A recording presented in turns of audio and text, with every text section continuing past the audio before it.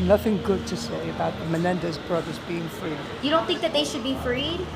Judge Judy was plagued by sexual harassment claims, drinking on the job, and racism, former employees say. They worry the new $25 million Amazon streaming show will be more of the same. The former employees who spoke to Insider described an unrelenting high-pressure environment behind the scenes at the show. They accused Douthit and his deputies, the supervising producer Victoria Genest and the co-executive producer Amy Freileben, of fostering a workplace culture in which staffers were pitted against one another. Threats of termination were frequent. Drinking during work hours was not unusual. Cases were manipulated to artificially increase the drama, and a vicious contempt for litigants who appeared before Scheindlin was common. Many of the accusations were made in public lawsuits filed by former employees going back to the early 2000s until 2008, all of which named the show as a defendant and were reported in the media at the time. Former employees told Insider that Scheindlin exercised minute control over the production, and they believed she was aware of many of the accusations against Douthit and of the way her staff was treated. Still, she continued to employ Douthit, Genest, and Freileben, and the trio will continue to produce Judy Justice for Amazon. I am probably the luckiest on-air personality in the history of television to have had Randy Douthit and Amy Freileben shepherd my program for over 2 decades, Scheindlin told Deadline in September. They continuously make me look good. But court records tell a different story. In 2007, for instance, according to an affidavit obtained by Insider, a former producer named Courtney Bullock said Douthit subjected her to a pervasive pattern of sexual harassment, racial discrimination, and retaliation. Bullock, who is Black, claimed in a complaint filed with the Equal Employment Opportunity Commission that Douthit repeatedly touched her inappropriately, asked her about her sex life, told her sexual jokes, and attempted to set her up romantically with a married friend. When she declined his advances, she claimed he retaliated by criticizing her work and eventually firing her in 2006. It was clear that if I had agreed to a quid pro quo relationship with Mr. Douthit, including accepting invitations to his home and being receptive to his sexual advances, he would not have retaliated against me, she said, according to the document. It's unclear whether the EEOC investigated the complaint or came to any conclusions. The agency declined to comment, noting that it is legally barred from confirming or denying the existence of specific cases. These allegations were completely fabricated, a lawyer representing Douthit wrote in response to Insider's questions about Bullock's complaint. Ms. Bullock never filed the lawsuit, was never paid any money in connection with the complaint, and voluntarily elected not to continue pursuing her claims. Ladies and gentlemen, welcome to Judge Judy News Channel. Hi, it's good to see you all here again. In today's video, I will show you main topic. Let's start. Judith Scheindlin occupies a nearly divine perch in television. The 5'2" family court judge, known for her black robe, lace collar, and acid tongue, has been doling out tough love legal verdicts since the Clinton administration, and the approach has paid off. She brought in a whopping $47 million a year for just 52 days a year of filming at CBS, and she has held onto the sort of cultural cachet that has eluded many of her contemporaries. Following a public dispute with CBS, said to be over money, and improbably Drew Barrymore's talk show, Judge Judy, wrapped in spring of this year, Amazon quickly stepped in, paying Scheindlin an estimated $25 million for 120 new episodes of Judy Justice, which the company hopes will serve as a cornerstone of its IMDb TV free streaming service. The deal was reportedly the largest ever first-season order of a single show by a streamer. Judy Justice launched on Monday. In a recent New York Times interview, Scheindlin said that while her robe would change color for the new show, from black to a deep maroon, she intended to keep the legacy of the original production going, including her hard-nosed, moralizing style. "I bring eyeballs because, at least for 1 hour a day, people see that someone is holding the line," she said. "I'm unafraid to call out irresponsible, un-American behavior. But some of Scheinlin's settle for mediocrity, dating back to the mid-aughts until the show wrapped, say she failed to hold the line against racism, sexual harassment, and abuse at her own show. An insider investigation involving interviews with 16 former Judge Judy employees, as well as a review of thousands of pages of court records, has found that Scheinlin's long-standing executive producer and director Randy Douthit has repeatedly been accused of sexually harassing employees, making inappropriate sexual comments to female staffers, offering preferential treatment to staffers he found attractive, and ordering junior producers to bring fewer black litigants on the show. "As soon as I heard about everything with Me Too, it was a matter of time for Douthit, and I'm a little bit shocked it hasn't happened yet," said one former production assistant who worked on the show a decade ago. Scheinlin does not care how the show gets made. She just wants the money in her pocket, and she doesn't care how the producers are treated, a former producer added. "It disgusts me that her pockets will continue to be lined with the blood, sweat, and tears of these producers who will continue to be abused. And with these poor people who are coming on her show to simply be embarrassed and essentially belittled by Judge Judy."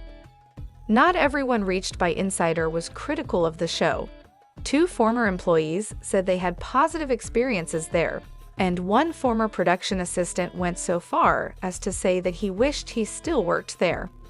Lindsay Sutton, who worked at the show as an associate producer from 2012 to 2013, said she was grateful that Douthit and the show took a chance on her as a 22-year-old trying to enter the industry.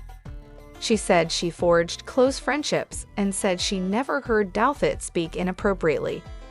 In a statement, Scheinlin defended her stewardship of the show that bears her name, but did not address the accusations against Douthit. "To author a piece which speculates that I was untouchable, don't care how the show gets made, that I don't trust anyone, didn't like cases involving dogs, dog bites, or strippers, by and large didn't interact with staffers, wasn't worried about the coronavirus, is appalling," Scheinlin said. 75% of the staff and crew from Judge Judy now works at Judy Justice, a spokesman for Scheinlin added. "The majority of those individuals have been with Judge Scheinlin, on average, from a decade to her entire 25-year run. That's a rarity, especially in the television industry. It happens because there is a positive work environment where there is mutual respect. No complaints have been filed on the set of AMD-TV's Judy Justice," a representative for AMD-TV wrote in an email.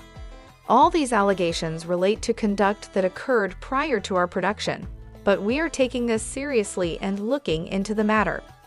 AMD-TV does not tolerate discrimination or harassment in any form, and individuals working on our productions are encouraged to raise concerns." Mr. Douthit categorically denies that he ever engaged in any sexual harassment, racism, or any other abusive conduct towards members of the show's production or its participants, Douthit's lawyer wrote. Mr. Douthit has always fostered a supportive, productive, safe, and inclusive work environment for everyone involved in the show. It is apparent that Insider is relying largely, if not entirely, upon questionable uncorroborated sources, disgruntled former employees, and unfounded allegations, the vast majority of which date back 15 to 20 years, to paint a false narrative regarding Mr. Douthit and the show. Neither Genist nor Freiselben responded to requests for comment made through AMD-TV. In the 1980s and 1990s, back before she ever set foot in Hollywood, Scheinlin had already built a reputation as a firecracker judge in the New York family court system. Though her attitude and comments provoked criticism from lawyers, defendants, and child welfare advocates alike, Scheinlin's performance on the bench helped launch her to stardom. Tart, tough-talking, and hopelessly blunt, Scheinlin runs her court with an impatience that borders on rage, read a 1993 profile, adding, "bullying and often rude." Scheindlin scorches people with insults, leaving them speechless. She capitalized on the attention with Judge Judy, which premiered in 1996 and was produced by Big Ticket Television and distributed by CBS. The format was simple: stringers across the country sent in promising cases found in small claims courts from Florida to North Dakota. The show's producers would then divide them up and try to recruit the litigants to agree to appear on the show. When staffers were successful, their cases then had to be approved, first by Genist and then by Douthit. Scheindlin arbitrated the chosen cases in the show's Southern California studio. Her decisions were legally binding, and the litigants couldn't appeal her decision in a regular court of law. In addition to the money awarded, the show also covered travel and lodging and provided a food stipend. For the past decade, the show has been the top-rated program in first-run syndication, according to the New York Times, with about 10 million Americans tuning in daily. Her closest competitors, Ellen and Dr. Phil, pulled in 2.9 million and 3.9 million viewers, respectively. Since the beginning, Douthit, an alum of CNN's Larry King Live, which he created and executive produced, was by her side. Described by former employees as a powerful presence in the office with old-school ways, Douthit has been accused of harassing and verbally abusing female employees going back to his CNN days, according to interviews and court records obtained by Insider. Douthit's alleged conduct has been the subject of at least 3 employment lawsuits since 2001. According to an Insider review, all 3 lawsuits also named the Judge Judy show as a defendant. One was settled, one was referred to arbitration and later dismissed at the plaintiff's request, and one ended in a judgment in favor of the defendants. As many as 5 other employees went to Human Resources about Douthit during that time frame, according to allegations in court records. While several of the lawsuits were reported at the time, many of the details in this story are being published for the first time. In the mid to late 2000s, Douthit also allegedly carried out a relationship with one of his junior staffers, according to 2 people with direct knowledge of the matter and 6 who were subsequently told about it. When he promoted the woman to supervising producer, the same title held by Genist, and another producer hired a private investigator to follow Douthit and the staffer with the intent of documenting their relationship. The woman's identity is known to Insider. She did not respond to multiple requests for comment. Genist and the producer eventually brought evidence of a relationship back to CBS, which compensated them for hiring the private investigator, according to 2 people with knowledge of the incident. The woman left the show, and Douthit remained in his position. 2 former staffers told Insider they believed Douthit was able to keep his job because he was well-liked by Scheindlin. She doesn't trust anyone, and the only person she trusts is Randy. And there were so many times he should have been fired, but he was not because Judge Judy just kept coming in and saving him, one of these people said. Speaking generally about Scheindlin's relationship with Douthit, a different former producer told Insider, "Judy knew she was untouchable. Randy knew Judy was untouchable, and Randy also knows that Judy would protect him at all costs."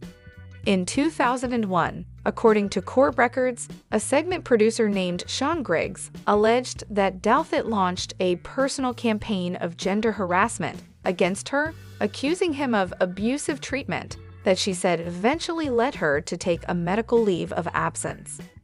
Griggs claimed that Douthit retaliated against her after he became convinced she had spoken with CBS Paramount's Human Resources Department about him.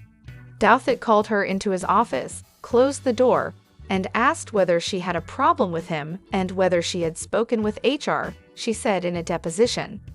She alleged that Douthit called her ugly and insinuated that she was evil, according to the deposition. She said he criticized her hair and weight, humiliated her during staff meetings, and once grabbed her and kissed her head. She said Douthit routinely rejected the cases that she pitched for inclusion in the show and threatened to fire her.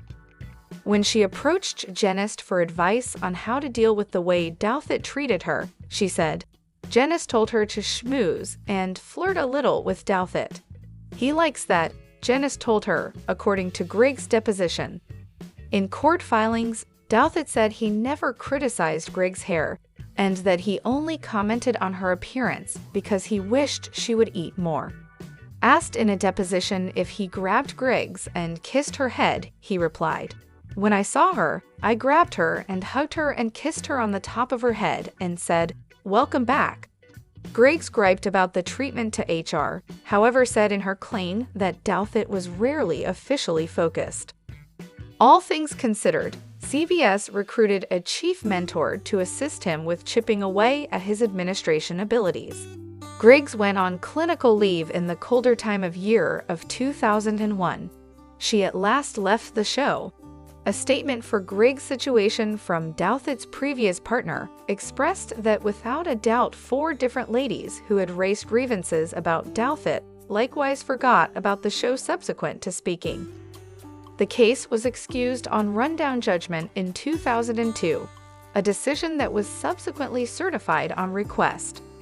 The adjudicator viewed that as the inconsistent remarks of Douthit in regards to offended parties' hair, her weight, her absence of good looks, his girl's absence of knowledge when contrasted with his child's, and a kiss on the temple and embrace when she got back to work from a time away, don't establish an orientation unfriendly workplace.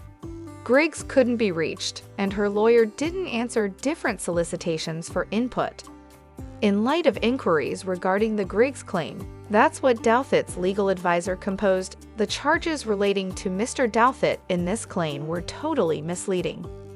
He likewise noticed that the preliminary court verified that in view of the undisputed material realities, Ms. Griggs' cases bombed as an issue of regulation.